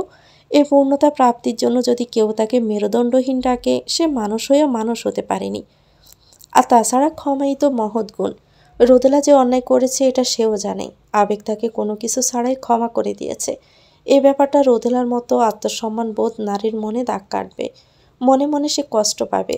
তার তো শাস্তি প্রাপ্য ছিল, কিন্তু মওকুফ হয়ে গেছে। এই ব্যাপারটা তাকে পোড়াবে মনে মনে। এটাই রোদেলার দৃষ্টান্তমূলক শাস্তি। আজীবন মনে রাখবে, সে যখন থাকবে না তখন শুধুমাত্র এই কারণেই রোদেলা কষ্ট পাবে, তার জন্য কাঁদবে। কথায় আছে না, কারো হাসির চেয়ে কান্না হওয়া সৌভাগ্যের। সবাই একদিক দিয়ে ভাবে, কিন্তু আবেগ 4 দিক দিয়ে 16 বার ভাবে। সে উঠে দাঁড়ালো এবং ড্রয়িং রুমের দিকে পা বাড়ালো। রুমে আসতে রোদেলা জিজ্ঞেস করে, খাওয়া হয়ে গেল এত দ্রুত? কেমন হয়েছে রান্না? অনেক মজা, খুবই তৃপ্তি করেই খেয়েছি। আবেগ বিছানায় শুয়ে পড়ল। রোদেলা ব্রু কুঁচকে বলে, তুমি কি অসুস্থ? না না, অসুস্থ কেন হব, এমনি খাওয়ার পর বাদ ঘুম দিব। অফিসে গেলে না যে আজ? আমার মেয়ে এসেছে জন্য 3 দিনের ছুটি নিয়েছি। রোদেলা মুচকি হাসল। আবেগ পিউকে একটু বেশি আহ্লাদ করে। পিউর বেলায় সব কিছু একটু বেশি, সেটা ভালোবাসা হোক কিংবা উপহার। সমুদ্র খাওয়া শেষ করতে পিউ জোরে করে ডেকে ওঠে, ভাইয়া। সমুদ্র পিউর দিকে তাকিয়ে বলে, কি? আমাকে নিয়ে ঘুরতে যাওয়ার কথা? আজকে যাব আমি। সমুদ্র বিরক্ত হয়ে বলে, মনে আছে তাহলে? ইয়েস, এসব কথা আমি ভুলি না। কখন যাব? আজকে ভিড় হবে অনেক। হোক, সমস্যা নাই, আমি শাড়ি পরবো। এই কথা শুনে সমুদ্র শাসনের সুরে বলে, মোটেও না, সেবার শাড়ি পরায় কুচির সাথে পা লেগে 2বার হোঁচট খেয়েছ। শাড়ি পরা যাবে না, অন্য যেটা কমফোর্ট সেটা পরবি। প্রিয় মুচকি হেসে ফেলে। ভাইয়া তো তাকে খুব ভালোবাসে তা সে জানে, কিন্তু ভাইয়া কিছুটা সাফা স্বভাবের, এজন্য প্রকাশ করে না। সমুদ্র নরম গলায় বলে, এভাবে মায়া মায়া চোখে তাকানোর দরকার নেই। ঠিক 4টায় বের হব। 1 মিনিট লেট হলে কিন্তু আমি আর যাব না। প্রিয় আবারও সুন্দর করেই হাসল। বসন্ত এসে গেছে। কেন যেন আয়নার বসন্ত ঋতুটা খুব প্রিয়। প্রকৃতি যেন এই ঋতুতে আপন মনে সাজুগুজু করতে ব্যস্ত হয়ে পড়ে। আয়না একটা বাচ্চামো চিন্তা করে, তাহলে বসন্ত ঋতু হলো মে। অদ্ভুত চিন্তা তার। আজ 14ই ফেব্রুয়ারি।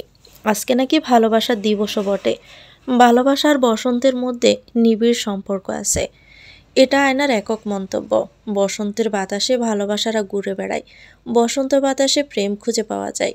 আয়না প্রতি বসন্ত বরণে কলেজ ভার্সিটিতে গান গাইত। ভার্সিটিতে খুব বড়সড় করে বসন্ত উৎসব উদযাপন করা হতো। সে গুনগুন করে মিষ্টি গলায় সুর তুলল। আকাশে বহিছে প্রেম, নয়নে লাগিল নেশা, কারা যেন ডাকিল ফিসে বসন্ত এসে গেছে। বসন্তে নাকি কোকিল কুহু কুহু করে ডাকে। কই, শুনছে না তো সে। আজকে আয়না কেন যেন খুব খুব আনন্দিত। ফাগুনের হাওয়ায় তার অসুখ সেরে গেছে। তার মনে হয় অধিকাংশ মানুষ বসন্তেই প্রেমে পড়ে। সে আলমারি থেকে অনেক খুঁজে তার পুরনো হলুদ রঙের কামিজ খুঁজে বের করলো। পরার পর দেখা গেল টাইট হচ্ছে। আয়নার খুবই মন খারাপ হয়ে যাচ্ছে। সে ঠিক করলো টাইট হওয়া সত্ত্বেও এই জামাই সে পরে থাকবে। সাদা রঙের ওড়নাটা গায়ে জড়িয়ে নিল। চোখে কাজল দিতে মন চাচ্ছে। তার কাছে একটা কাজল আছে, কিন্তু অনেক পুরাতন। পুরাতন কিছু চোখে মাখতে হয় না, এতে চোখের ক্ষতি হতে পারে। আলিয়ার কাছ থেকে চেয়ে নিবে সে। সবাই নিশ্চয়ই খেতে বসেছে। আয়না ঠিক করেছে সে আজকে সবার সাথে বসে ভাত খাবে। আয়না রুমের দরজা খুলে ডাইনিং রুমে এসে দাঁড়ালো। তখন মাত্র মেঘ আর দাদা খেতে বসেছে। আয়না মুচকি হেসে বলে, আমি আজকে ডাইনিং রুমে বসে তোমাদের সাথে খাবো আব্বু। মেঘ প্রথমে অবাক হলো, পরে খুশি হয়ে বলে, হ্যাঁ মা, বস। আয়না বেসিনে গিয়ে হাত ধুলো, তারপর বাবার বিপরীতে বসলো। দাদি রান্নাঘরে ছিল। আজকে অথই আর আলিয়া নেই, বিকেলে আসবে। কিন্তু অথই রান্না করে গেছে। সেগুলোই ফাতেমা বেগম গরম করছিলেন। আয়নাকে চেয়ারে বসে থাকতে দেখে সে প্রথমে চমক খেলো। মেয়েটা শ্বশুরবাড়ি থেকে ফিরে এসে কোনো দিন তাদের সাথে এভাবে বসে খায়নি। সে দ্রুত গিয়ে সবার আগে আয়নার প্লেটে ভাত আর তরকারি বেড়ে দিল। আজকে তাদের বাসায় ভাত, করলা ভাজি আর মাগুর মাছের ঝোল। মাগুর মাছ আলু দিয়ে রান্না করা হয়েছে। আয়না আগে একদমই মাছ খেতে চাইতো না, কিন্তু এখন খায়। সে ভাতের সাথে তরকারি মাখিয়ে খেতে লাগলো। দাদি তার পাশে বসে গ্লাসে ঢেলে দিয়ে আদরে গলায় বলে, আরও 1 পিস মাছ দিব? না, লাগবে না। খাওয়ার মাঝে মেঘ অনেক কথা বলল। আয়না খুবই অল্প শব্দে উত্তর দিচ্ছে। কথার মাঝে মেঘ বলে ওঠে, আজকে খুব কাচ্চি খেতে মন চাচ্ছে। মা, আমার জন্য বানাবি কাচ্চি? আয়না খাওয়া থামিয়ে দিয়ে অবাক হয়ে বলে, আমি রান্না করব? হ্যাঁ। বাবার জন্য পারবি না রান্না করতে? তোর হাতে রান্না খেতে মন চাচ্ছে। আজকে 1লা ফাল্গুন, অথচ দেখ আমরা মাগুর মাছের ঝোল খাচ্ছি। আয়না কিছুটা ভেবে বলে, বাসায় গরুর মাংস আছে? না থাকলে নিয়ে আসবো। কি কি লাগবে লিস্ট করে দে, আগের মতো আমি এনে দিচ্ছি। আয়না ছোট্ট করে বলল, আচ্ছা। খাবার শেষ করে আয়না রান্নাঘরে গিয়ে দেখে নিল কি কি লাগবে আর কি কি আছে। তারপর লিস্ট বানিয়ে বাবার হাতে ধরিয়ে দিল। মেঘ বাহিরে চলে যায়। যাওয়ার আগে বলে গেল সন্ধ্যার আগেই এসে পড়বে। আয়না দুপুরের পরপর ছাদে উঠে গেল। টাইট জামা পরায় একটু হাঁসফাঁস লাগছে। ছাদে ওঠার পর মনে হচ্ছে জামাটা চেঞ্জ করলেই পারত। সে দোলনায় বসে আছে আর সমুদ্রের কথা ভাবছে। সমুদ্রের কথা অনুযায়ী সে তো চেষ্টা করছে। এখন কতখানি সফল হবে তা সে জানে না, কিন্তু আয়নার খুব ভালো লাগছে। সবার সাথে একসাথে খেয়ে তার মন দ্বিগুণ ভালো হয়ে গেছে। গোলাপি কিনবো? ফিও মাথায় হাত দিল ভাইয়ের কথা শুনে। ভ্যালেন্টাইন্স ডে তো সবাই গোলাপি দেয়, অথচ তার ভাই বেলি ফুলের মালা কিনতে চাচ্ছে। সে বেশ জোর গলায় বলে ওঠে, হ্যাঁ, লাল গোলাপই তো কিনবে তুমি। অগত্যই সমুদ্র লাল গোলাপ কিনল। 4টা 15 বাজে। ঠিক 3টা 55 পিউ রেডি হয়ে তার রুমে গিয়ে দাঁড়িয়েছিল। সমুদ্র আগে একবার আয়নাকে দেখতে যাবে। যদিও বলেছিল 7 দিন পর যাবে, কিন্তু সে ঠিক করেছে আজকেই যাবে। যাওয়ার আগে পিউ তাকে জোর করে ফুল কিনাচ্ছে। অবশ্য সমুদ্র পিউর অগসরে একটা ডেইরি মিল্ক সিল্ক কিনে নিয়েছে আয়নার জন্য। সেই সঙ্গে যুক্ত হলো ফুল। ফ্রেশটি নিলে কেমন হয়? যেমন কথা তেমন কাজ। একটা চকলেট ফ্রেশটি কিনলো কুফার্স থেকে। তারপর আয়নার বাসার দিকে যায়। বেশিক্ষণ না, জাস্ট 10 মিনিট সে থাকবে। প্রিয়কে গাড়িতে রেখে উপরে উঠে গেল। কালকের অজুহাতই দিবে। কালকে যে সে বাসায় এসেছিল এটা বোধহয় কেউ জানেই না। সমুদ্র বেল বাজাতে ফাতেমা বেগম মেন গেট খুলে দিলেন। সমুদ্রকে দেখে নিজেও ভারী অবাক। সমুদ্র এসেছে। সমুদ্র স্মিত হেসে সালাম দিল। উনি উত্তর দিতে সমুদ্র বলে, প্রিয় চার্জার রেখে গেছে, সেটাই নিতে এলাম। নানি বলল, আচ্ছা ভিতরে আয়। সমুদ্র ভিতরে ঢুকে চার্জার খোঁজার নাম করে বাসাটা দেখে নিল। আয়নার রুম খোলা, মানে বাসায় নেই মহারানী। সে পকেট থেকে চার্জার বের করে হাতে নিয়ে নানির কাছে গিয়ে বলে, পেয়েছি নানি। আচ্ছা। সমুদ্র উসখুস করে বলে, বাসায় কেউ নেই? আলিয়া, আয়না? আয়না তো ছাদে, আলিয়া হাসপাতালে। ও, যাই তাহলে। বস, কিছু খেয়ে যা। আরে না, অন্য আরেকদিন খাবো, বলে গটগট করে বের হয়ে নানির সামনে নিচে নামার ভান ধরল। জেনে গেট লাগিয়ে দিল। সমুদ্র সুরসুর করে এক দৌড়ে ছাদে উঠে গেল। আয়নায় দোলনায় বসেছিল। হুট করে কেউ তার চুলে হাত দিল। সে অচেনা ও আচমকা কারো স্পর্শ পেয়ে ভয় পেয়ে যায়। চুলে কেউ বিলি কাটছে। এদিকে আয়না ভয়ে জবুথুবু হয়ে গেছে। পিছনেও তাকাতে পারছে না। এখন কি সে নিজের বাসায়ও সেফ না? কেউ একজন তার পাশে এসে বসলো। আয়না সেদিকে খেয়াল করতে অবাক হয়ে যায় বটে। সমুদ্র তার পাশে বসে দোলনায় বেশ জোরেই দোল দিল। দোলনার সামনে যাচ্ছে তো বাকি সময় পেছনে যাচ্ছে। আয়না ভারসাম্য ঠিক রাখতে না পেরে সমুদ্রের দিকে হেলে পড়ে। সমুদ্র চটজলদি তার কোমর খানিকটা চেপে ধরে বলে, কেমন আছো? আয়না ডোক গিলে বলে, দোল দিও না, আমার মাথা ঘোরায়। সমুদ্র থামিয়ে দিয়ে আয়নার গা ঘেঁষে বলে, যদি দোল খেলে মাথা ঘুরে তবে কেন দোলনায় বসো রমণী? আয়না মুখ গোমরা করে বলে, আমি জাস্ট বসেই, দোল দেই না। ও আচ্ছা, তুমি কি সত্যি এসেছো? সমুদ্র আয়নার দিকে মুগ্ধ দৃষ্টিতে তাকিয়ে থেকে বলে, না, মিথ্যে মিথ্যে এসেছি। আয়না অদ্ভুতভাবে চেয়ে আছে তার দিকে। সে মুচকি হেসে আয়না লম্বা চুল ধরে দিল একটা টান। আয়নার ব্যথা পেয়ে আহ শব্দ করে ওঠে। সমুদ্র তা দেখে বলে, সব কিছুই কিন্তু বাস্তবেই হচ্ছে। তোমার 7 দিন পরে আসার কথা। এসেছি বলে কি ভালো লাগেনি? সেটা তো বলিনি। সমুদ্র আয়নার কপালে পড়ে থাকা চুলগুলো কানে গুজে দিয়ে তার গালে হাত বুলিয়ে দিয়ে বলে, আজকে থেকে স্বাভাবিক থাকার চেষ্টা শুরু করার কথা করেছ? কি চেষ্টা চালিয়েছ? আয়না কিছু বলবে তার আগেই সমুদ্র বলে, সুন্দর একটা জামা পরেছ, ভেরি গুড। আর কি কি করেছ?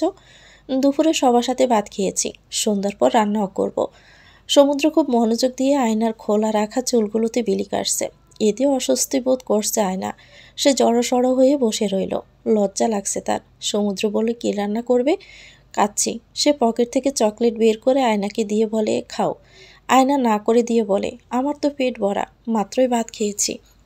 সমুদ্র তার হাত থেকে চকলেটটা নিয়ে ছিঁড়তে ছিঁড়তে বলে, দূর পাগলি, চকলেট খেতে আবার খালি পেট হওয়া লাগে নাকি? চকলেট যখন তখন খাওয়া যায়। সে আগে নিজে কামড় দিল, তারপর আয়নার দিকে দিল। সমুদ্রের জোড়াজুড়িতে আয়নাও চকলেটে কামড় বসায়।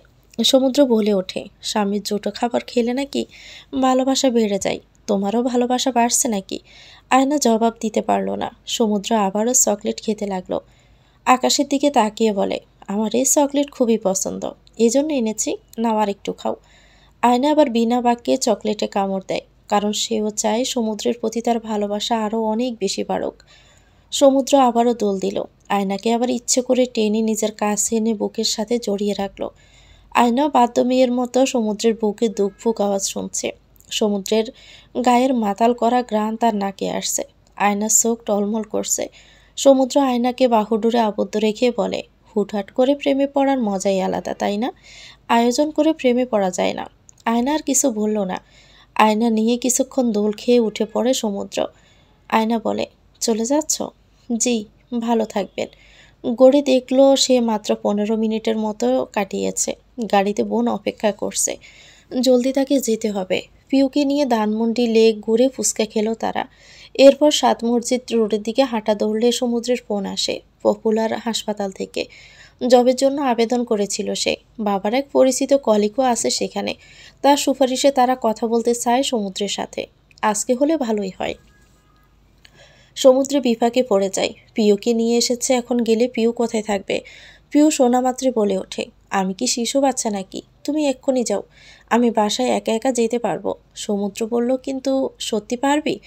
101 টাইমস পারবো। যাও তো তুমি। বাট এত ভাবার কিছু নাই তো, যাও তো। সমুদ্র পিওর কথা বিশ্বাস করে নাই। তার বোন পারবে একা যেতে, তাই রওনা হলো। কাছে 5-10 মিনিটের রাস্তা, সমস্যা হবে না তার যেতে। কিন্তু পিওর জন্য টেনশন কাজ করছে তার। সমুদ্র যেতে পিউ আইসক্রিম খাওয়ার জন্য সামনে পা দিল। হঠাৎই হাতে টান পড়ল। 1 সেকেন্ড লাগে সব বুঝতে। যখন বুঝলো কিছু হয়েছে, ততক্ষণে তার হ্যান্ডব্যাগ এক লোক নিয়ে পালিয়ে গেছে। পিউ জোরে চিৎকার করে কেঁদে দিয়ে বলে, আমার আইফোন। আশেপাশের মানুষ তার চেঁচানোর শব্দে তাকে ঘিরে ভিড় জমায়। সবাই তাকে জিজ্ঞেস করছে কি হয়েছে। পিউ নাকের পানি চোখের পানি এক করে কেঁদে কেঁদে বলে, আমার আইফোন ছিনতাই করে নিয়ে গেল। একজন বলে ওঠে, আইফোন মানে? ওই যে ফোনের পিছনে অর্ধেক খাওয়া আপেলের ফোন। পিউ মাথা জাকিয়ে হুঁ বলে। সবাই মিলে তাকে বুদ্ধি দিল পুলিশ স্টেশনে যাওয়ার। পিউ সোজা পুলিশ স্টেশনে যায়। তাকে এক লোক নিয়ে যায়। ধানমন্ডি স্টেশনে যায় তারা। পিউ ঢুকে এক কনস্টেবলকে বলে, সে আমেরিকান সিটিজেন, আমেরিকার নাগরিক। শুনেই লোকটা বলে, স্যারের রুমে যান ম্যাডাম। পিউ স্যারের রুমের দিকে হাঁটা দিল। রঙ্গন তার কেবিনে বসে পা নাড়াচ্ছে আর অল্প ভলিউমে গান শুনছে। গানটা হলে বুক সিনসিন করছে, হাই মন তোমায় কাছে চাই। এবার রঙ্গন নিজে থেকে তাল মিলিয়ে বেসুরা গলায় গাইতে লাগলো, তুমি শুয়ে দিলে হাই আমার কি যে হয়ে যায়। At that moment few Veena permission নিয়ে রুমে ঢুকে পড়ে। পিউর কান্নামাখা মুখ দেখে রঙ্গনেরও বুকে চিনচিন করতে শুরু করে দেয়। শুধু পিউকে কাছে পেলে না হয়। পিউ কাঁদতে কাঁদতে রঙ্গনের দিকে না তাকিয়ে বলে, আমার আইফোন চুরি হয়ে গেছে, আপনি খুঁজে এনে দেন। রঙ্গনের হার্টবিট মিস হলো বুঝি। কেউ এত কিউট কিভাবে হয়?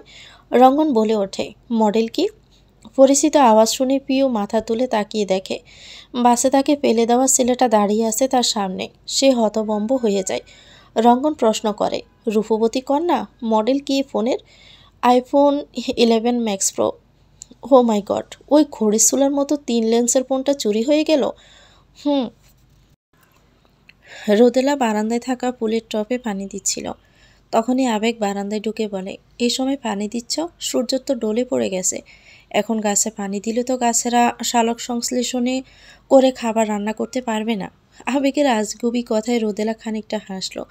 তারপর বলল, গাছগুলো মরে যাচ্ছিল পানির অভাবে, তাই এই অবেলায় পানি দিচ্ছি। আমার খেয়াল ছিল না জন্য সকালে দিতে পারিনি। আবেগ রোদেলার কথা শুনে মনে মনে বলে, তোমার খেয়াল ছিল না জন্য আজকে আমিও ভালোবাসার অভাবে মরতে বসলাম। কারো মনের কথা অবস্থা বোঝার ক্ষমতা মানুষকে সৃষ্টিকর্তা দেননি। দিলে হয়তো বা একটা অসুবিধা হতো, বিশৃঙ্খলা ঘটে যেত। যেহেতু এই ক্ষমতা রোদেলার নেই, তাই সে জানতেও পারছে না তার পাশে দাঁড়িয়ে থাকা শান্তসুলভ লোকটার ভিতরে কত শত অভিমান চাপা পড়ে আছে। আবেগ বলে ওঠে, কালকে সকাল সকাল গাছগুলোর আগাছা কেটে সার দিব। রোদেলা বলল, আচ্ছা, ছাদেও তো গাছ আছে তাই না? তুলসী, মেহেদি, লেবু গাছ আর 3টা গোলাপ গাছ আছে। মেহেদি গাছটা আম্মা লাগিয়েছে আর লেবু গাছটা আমি। জানো, আগে সমুদ্র ছোট থাকতে গাছের পাতার উপর বাদ দিত। ও ভাবতো গাছরা তার মতো ভাত খেয়ে বড় হবে। রোদেলা কিছু না বলে বাহিরের দিকে তাকিয়ে রইল। রাস্তার ধার দিয়ে এক লোক তার 2 বাচ্চাকে নিয়ে কোথায় যেন যাচ্ছে। পিছনে বাচ্চা দুটির মা আস্তে আস্তে হাসছে। কোলের বাচ্চাটার হাতে চকলেট আর পাশে থাকা বাচ্চার হাতে চিপস। 2টা বাচ্চাকেও খুব খুশি বলে মনে হচ্ছে। মনে হওয়ারই কথা। পৃথিবীটার সবচেয়ে সুখকর অনুভূতির মধ্যে শীর্ষে আছে বাবা মার হাত ধরে বায়না করতে করতে কোথাও ঘুরতে যাওয়া। ছোট্ট বাচ্চার সাথে মায়ের কত স্মৃতি থাকে, তারই তো পিউর সাথে হাজারটা স্মৃতি জমা আছে। ওই যে ফার্স্ট ডে স্কুলে গিয়েই পিউ কান্না জুড়ে দিল। অথচ তার ছেলেটার সঙ্গে এমন কোনো দামি মুহূর্তই নেই। নেই বললে ভুল হবে, আছে তো। সমুদ্রে যখন 2 বছর, যখন অনেক অসুস্থ হলো সে, রাতে না খেয়ে ঘুমিয়ে কান্না করত। রোদেলা কোলে নিয়ে সারা রাত সমুদ্রের কান্না থামাতে ব্যস্ত থাকতো। রোদেলাকে অন্যমনস্ক দেখেই আবেগ রুমে এসে শুয়ে পড়ে। তার আবারও খারাপ লাগছে। শরীরের কল কবজা নষ্ট হয়ে গেছে তার। ভিতর থেকে আবেগের কাশির শব্দে রোদেলা বারান্দা থেকে রুমে আসে এবং আবেগকে বিছানায় শুয়ে হাঁসফাঁস করে জোরে জোরে কাশতে দেখে ঘাবড়ে যায় রোদেলা। সে তড়িঘড়ি করে তার কাছে আসতে চাইলে ড্রেসিং টেবিলের পায়ের সাথে পা বেঁচে ডান পায়ের কানি আঙ্গুলে প্রচণ্ড জোরে ব্যথা পেল। রোদেলা ব্যথায় ভ্রু কুঁচকে ফেলে। সে সামনে আর আগালো না, সেখানেই দাঁড়িয়ে গেল। আবেগের কাশি থেমে গেছে। সে হালকা ক্লান্ত হেসে বলে, পায়ে লাগলো নাকি তোমার? রোদেলা মাথা নাড়িয়ে বলে, টেবিলের সাথে হোঁচট খেয়ে লাগলো। এত তাড়াহুড়ো করে আসার কি দরকার ছিল? রোদেলা বিচলিত হয়ে বলে, তুমি ওইভাবে কাশছিলে কেন? এমনি, বুক জ্যাম হয়েছে বোধহয়, ঠান্ডা লাগছিল। এখন কেমন লাগছে? আবেগ থেমে গেল। আসলেই তো, তার এখন কেমন লাগছে, মনটা খুব ফুরফুরে। তার 2 সন্তান একসাথে ঘুরতে গেছে, এই জন্যই সে খুশি। 2 ভাই বোনদের মধ্যকার বন্ধন যেন আরও অনেক দৃঢ় হয়। তার অনুপস্থিতিতে তো সমুদ্রকেই পিউর জন্য ডাল হতে হবে। রোদেলা আবেগের কাছে এসে বসে, তার কপালে হাত রাখলো। না, কপাল তো গরম না, জ্বরও আসেনি। রোদেলা চিন্তিত গলায় বলে, প্রেশার বেড়ে গেছে? না। তাহলে কি হয়েছে তোমার? নিজেকে আয়নায় দেখেছো একবারও? কেমন রোগা রোগা লাগে তোমাকে? আবেগ উত্তর না দিয়ে বলে, আচ্ছা রোদেলা। রোদেলা জবাব দিল, কি? 1 গ্লাস লেবুর শরবত বানাতে পারবে? রোদেলা বলল, আচ্ছা তুমি রেস্টে নাও, আমি বানিয়ে নিয়ে আসছি। সে দ্রুত রান্নাঘরে গিয়ে লেবু কেটে শরবত বানালো। তারপর রুমের উদ্দেশ্যে হাঁটা ধরে। সে গ্লাস হাতে রুমের মুখে দাঁড়াতেই থমকে যায়। রোদেলার হাত থেকে গ্লাসটা পড়ে গেল। তার হাত পা কাঁপতে লাগলো, ঠোঁট কাঁপতে লাগলো, চোখগুলো অস্বাভাবিকভাবে বড় হয়ে যায়। সে চেঁচিয়ে ও আল্লাহ বলে ওঠে। এদিকে আবেগের কাশতে কাশতে মুখ দিয়ে রক্ত বের হয়ে গেছে। সে নিঃশ্বাসটাও ঠিকভাবে নিতে পারছে না। রোদেলার পা নড়ছে না আবেগের এই করুণ দশা দেখে। তার মাথা ঘুরে গেছে, মনে হচ্ছে এই বুঝি জ্ঞান হারাবে সে। বহু কষ্টে পা বাড়িয়ে সে আবেগকে স্পর্শ করে। আবেগ রোদেলার স্পর্শ পেয়ে তার দিকে তাকায়। দুজনের চোখাচোখি হতে আবেগ কিছুটা অপরাধীর ন্যায় মুখ করে বলে, কিছুটা এমন চোর ধরা পড়েছে। আবেগ কাছুমাছু হয়ে বলে, ও কিছু না, একটু অসুস্থ তো তাই আর কি। আবেগের ভাবখানা এমন যে রক্তবমি করাটা খুবই অপরাধের কিছু। রোদেলা এতক্ষণ একটা ঘরে ছিল। আবেগ উঠে দাঁড়ালো, তারপর নিজে নিজে বাথরুমে গিয়ে ফ্রেশ হলো এবং একটা কাপড় ভিজিয়ে এনে নিজে ফ্লোর পরিষ্কার করতে লাগলো। রোদেলা বাধা দিয়ে বলে, তুমি বিশ্রাম নাও, আমি করছি। আবেগ নাবোধক অর্থ প্রকাশ করে বলে, যতদিন বেঁচে আছি নিজের কাজ নিজেই করব। রোদেলা চমকে ওঠে। আবেগ কেন যেন প্রায়শই মৃত্যুর কথাটা বলে। সে কাঁদো গলায় বলে, এই সমুদ্রের আব্বু, তুমি এক্ষুনি আমার সাথে হাসপাতালে যাবে। আবেগ আবার অপ্রস্তুত হয়ে গেল এবং আমতা আমতা করে বলে, হাসপাতালে কেন যাব? আমি তো সুস্থ আছি, তাছাড়া আমি নিজেই ডাক্তার। রোদেলা জোরালো কণ্ঠে বলে, না, আমার মনের শান্তির জন্য হলেও তুমি আমার সাথে যাবে। আমি কিছু শুনতে চাই না, আমরা এই মুহূর্তেই যাব, চলো। রোদেলা জোরাজুরিতে আবেগ তার সাথে বের হলো। সারা রাস্তা আবেগ অনেক কিছু চিন্তা করতে লাগলো। কি হবে যদি রোদেলা সবটা জেনে যায়? অনেক কষ্ট পাবে। এটা তো সে মারা গেলেও পাবে, কিন্তু মারা গেলে তো আর রোদেলার কষ্টটা সে দেখতে পাবে না। কিন্তু এখন সব জানতে পারলে যদি রোদেলা বিন্দুমাত্র কষ্ট পায়, সে আরও ভেঙে পড়বে। হাসপাতালে গিয়ে আবেগের বিভিন্ন টেস্ট করানো হলো। হাসপাতাল থেকে জানালো 2 দিন পর টেস্টের রেজাল্ট দিবে। আবেগ যেন হাঁপ ছেড়ে বাঁচল। সে চায় না কেউ তার অসুস্থতা সম্পর্কে জানুক। কেন যেন এই ব্যাপারটা তার গোপন করে যেতে মন চাচ্ছে। তারা দুজন যখন বের হবে, তখনই ফিজিশিয়ান ডাক্তারের সঙ্গে দেখা, যার তত্ত্বাবধানে আছে আবেগ। ওই ডাক্তার এখানকার চেম্বারেও বসে। উনি আবেগকে দেখে সালাম দিয়ে বলে, স্যার আপনি কি আবারও টেস্ট করাতে এসেছেন? আবেগ কোনো উত্তর দিতে পারছে না। উনি পুনরায় বলে ওঠে, আমি নিজেই খুব সূক্ষ্মভাবে টেস্টে সব কিছু দেখেছি। আপনার সত্যি ব্লাড ক্যান্সার, তাও 2nd স্টেজে। রোদেলা ডাক্তারটার কথা শুনে নির্বাক হয়ে যায়। কয়েক মুহূর্তের জন্য তার চারপাশ যেন ঘুরতে লাগে। সে কিছুই বুঝে পাচ্ছে না, তবে এতটুকু বুঝে গেছে যে আবেগ সুস্থ নেই। তার চোখ বেয়ে পানি পড়তে লাগে। আবেগ নিষ্পাপ চোখে রোদেলার দিকে তাকালো। তাকে কাঁদতে দেখে আবেগের যেন কি হয়ে যায়। সেও রোদেলার হাত চেপে শব্দ করে কেঁদে দেয়। আবেগের কান্না দেখে রোদেলার কান্নার বেগ বেড়ে হাউমাউ কান্নায় পরিণত হয়। আচ্ছা, তাদের জীবনটা এত ছন্নহীন কেন? এতটা বেতাল কেন? কেন সুতো ছিঁড়ে যাওয়া গুড়ির মতন? কেন তারা নিয়তির দাস? কেন এতটা অসহায়? আচ্ছা, সুখ পাখি কি তাদের বাসার রাস্তা চেনে না? পিওকে নিয়ে রঙ্গন পুলিশ স্টেশন থেকে বের হলো। পিওর ফোন ছিনতাই হয়েছে। যেহেতু আইফোন, তাই খুঁজে পাওয়ার চান্স আছে। অ্যাপেলের সিকিউরিটি সিস্টেম অনেক স্ট্রং, তাই স্টেজ করে খুঁজে পাওয়া যাবে। ধানমন্ডির এক বস্তিতে যাবে তারা। তার সন্দেহ কালুই এই ফোনটা চুরি করেছে। এই এলাকায় কালুর মতো এক্সপার্ট চোর খুব কমই আছে। কালুর আবার হাত বেশ লম্বা। জেলে ঢুকালে 2 দিনের মধ্যে সে ছাড়া পায়। রঙ্গন নিজের চুল আর পরনের শার্ট ঠিক করে নিয়ে সামনে আগালো। পিউকে নিয়ে জিপে ওঠে।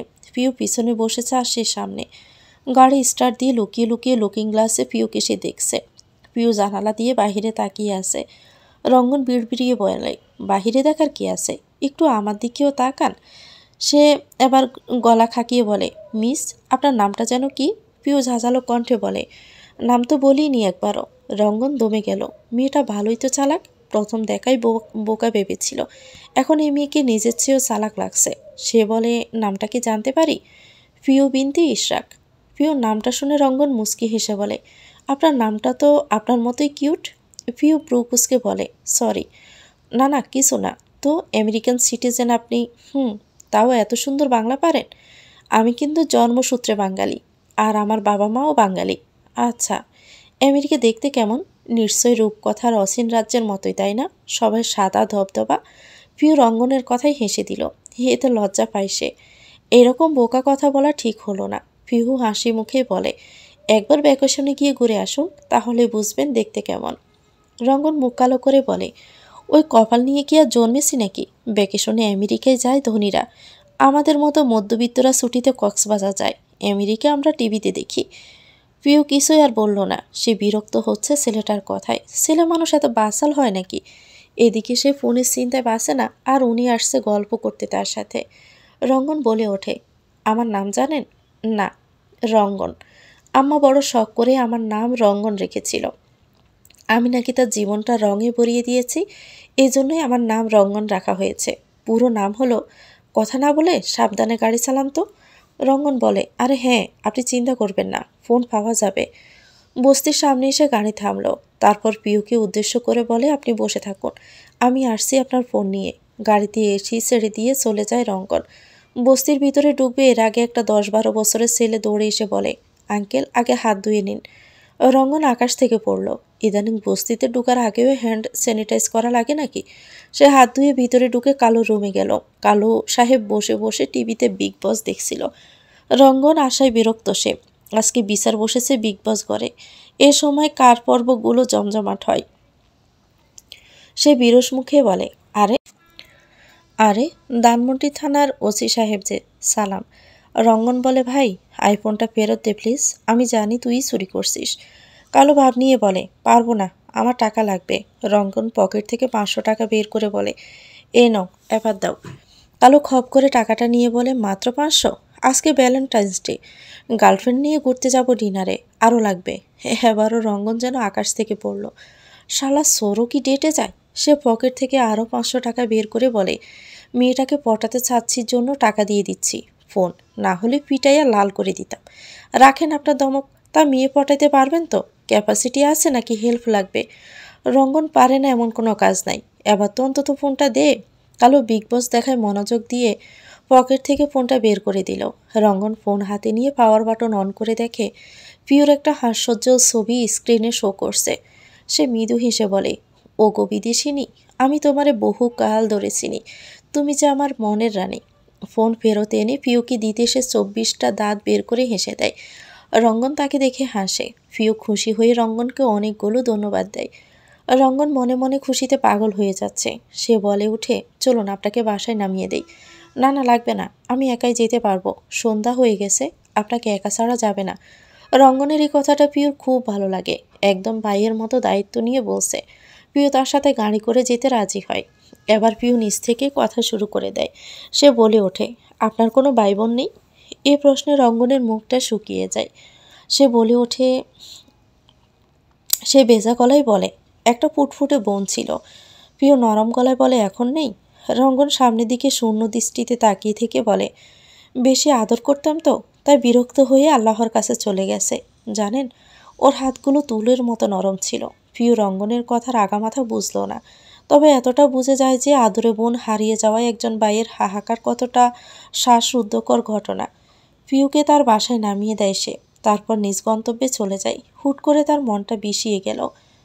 আয়না গোল গোল করে আলু কেটে আলাদাভাবে সেটা বেছে নিল। ভাজার সময় আলুতে মাংসের ঝোল দিল, এতে আলুর রং কিছুটা লাল লাল হয়। এরপর সালের মধ্যে রান্না করা মাংস দিয়ে চুলার আঁচ বাড়িয়ে দেয়। বাবা ঝোল ছাড়াও পোলাও খেতে পারে না, তার জন্য কি রোস্ট বানাবে সে? বাসায় ফার্মের মুরগি আছে, বানানোই যায় রোস্ট, কিন্তু রোস্ট বানাতে দেরি হলে তো অসুবিধা। রান্নাঘরের পাশের রুম তথা ডাইনিং রুমে মেঘ বসে আছে, পেপার পড়ছে আর আটশোকে বড় মেয়েকে দেখছে। তার মেয়ে দুটুকু দেখলে পরাণটা জড়িয়ে যায় তার। মেয়ের চিন্তিত মুখখানা দেখে সে বসে থেকে বলে, কি হয়েছে মা? আয়না বাবার কাছে গিয়ে বলে, রোস্ট বানাতে চাচ্ছি, তুমি খাবে? মেঘ পেপার পড়ার ভান ধরে বলে, বানালে তো খাবই। আয়নার ঠোঁটের কোণে হাসি ফুটে উঠল। সে দ্রুত মুরগির মাংস বের করে রোস্ট রান্নার প্রস্তুতি নিয়ে নিল। আধ ঘন্টার মধ্যে রান্না হয়ে যায়। রোস্টটা ভালোই হয়েছে, দেখে বোঝা যাচ্ছে, কিন্তু কাচ্চির চালে কোন সমস্যা ছিল তাই কেন যেন নরম হয়ে গেছে।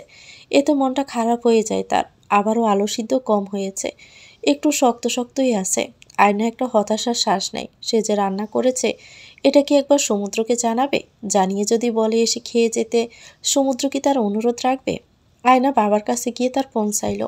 মেঘ কোনো প্রশ্ন না করে ফোনটা দিয়ে দিল। আয়না ছাদ থেকে এসে একবারও তার রুমে যায়নি। ড্রয়িং রুমে দাদির সাথে বসেছিল। এতদিন তো রুমেই থাকতো, আজ না হয় অন্য রুমে থাকুক সে। ফোন হাতে নিয়ে বারান্দায় গেল সে। ড্রয়িং রুমের বারান্দায় সমুদ্রের নাম্বার তার মুখস্থ হয়ে গেছে। গ্রামীণ ফোনের নাম্বারের জন্য 017 দিয়ে শুরু হয়, এরপর নিউটনের মৃত্যুসাল, তারপর রাদারফোর্ডের পরমাণু গঠনের সম্পর্কে মডেল প্রদানের সাল। সে ডায়াল করলো সমুদ্রের নাম্বারে। ওভার্স থেকে সমুদ্র রিসিভ করে বলে, আসসালামু আলাইকুম। আয়না জানে সালামের উত্তর দিতে হয়, তাই চুপ করে থাকতে পারল না, জবাব দিল। সমুদ্র খুশি হয়ে গেল এবং আহ্লাদি গলায় বলে, কি ব্যাপার আয়ু, আমাকে মিস করছিলে?